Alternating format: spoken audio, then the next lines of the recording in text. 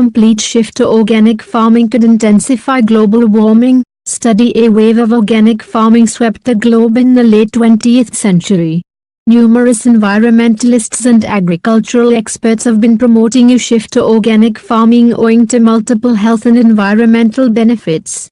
However, in a new study, a group of scientists from the United Kingdom have proved some unexpected, undesirable outcomes of a drastic shift to organic farming. The study says that 100% adaptation of organic food production can lead to a net increase in greenhouse gas emissions by 1.7 times the current levels. Guy Kirk from the Cranfield University and 3 other scientists conducted an assessment of changes in greenhouse gas emissions if England and Wales transformed its agriculture to 100% organic. The study was published in the reputed journal Nature Communications on Tuesday. Greenhouse gases, GHGs, are known to trap heat, resulting in a net warming effect on the planet, worsening ongoing climate crisis. The results of the study do confirm that the direct GHGs emissions would be reduced with a shift to organic farming. However, when the increased land use is factored in to compensate for the loss of food production, net emissions would be much higher. The researchers also warned that most of the land needed to make up for the shortfall of agricultural products will be outside the UK. They estimate that the area of overseas land required to compensate for the decreased production would be nearly 5 times the present.